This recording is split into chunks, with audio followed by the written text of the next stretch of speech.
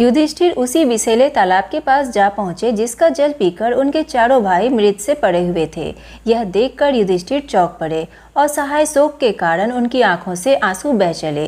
कुछ देर यूं विलाप करने के बाद युधिष्ठिर ने जरा ध्यान से भाइयों के शरीरों को देखा और अपने आप से कहने लगे, यह तो कोई माया जाल सा लगता है। आसपास जमीन पर किसी शत्रु के पांव के निशान भी तो नजर नहीं आ रहे हैं।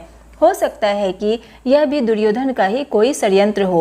संभव है पानी में विष मिला हो। सोचते सोचते युधिष्ठिर भी प्यास से प्रेरित होकर तालाब में उतरने लगे। इतने में वही वाणी सुनाई दी। युधिष्ठिर ने ताड़ लिया कि कोई यक्ष बोल रहा है। उन्होंने बात मान ली और बोले, आप प्रश्न कर सकते हैं। यक्ष ने कई प्रश्न किए जिनके उत्तर युधिष्ठिर ने दिए। पहला प्रश्न, मनुष्य का साथ कौन देता है? उत्तर, धैर्य ही मनुष्य का साथी होता है।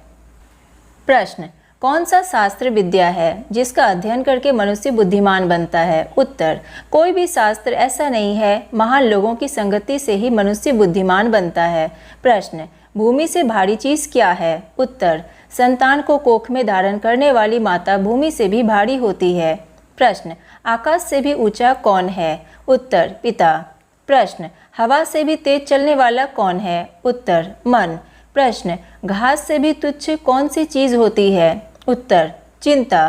प्रश्न, विदेश जाने वाले का कौन साथी होता है? उत्तर, विद्या। प्रश्न, घर ही में रहने वाले का कौन साथी होता है? उत्तर, पत्नी।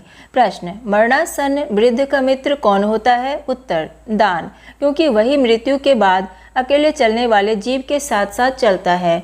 प्रश्न, बर्तनों में सबसे बड़ा कौन सा है? उत्तर, भूमि ही सबसे बड़ा बर्तन है जिसमें सब कुछ समा सकता है। प्रश्न, सुख क्या है? उत्तर, सुख वह चीज़ है जो शील और सच्चरित्रा पर स्थित है। प्रश्न, किसके छूट जाने पर मनुष्य सर्वप्रिय बनता है? उत्तर, अहम भाव के छूट जाने पर। प्रश्न, किस चीज़ के खो जाने से दुख नहीं होता है? उत्तर, कोख के खो जाने से।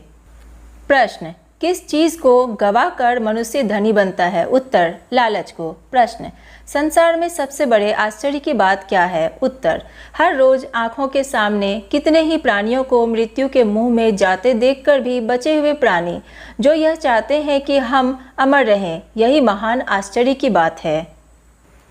इसी प्रकार यक्ष ने कई अन्य प्रश्न भी किए और युधिष्ठिर ने उन सब के ठीक ठीक उत्तर दिए।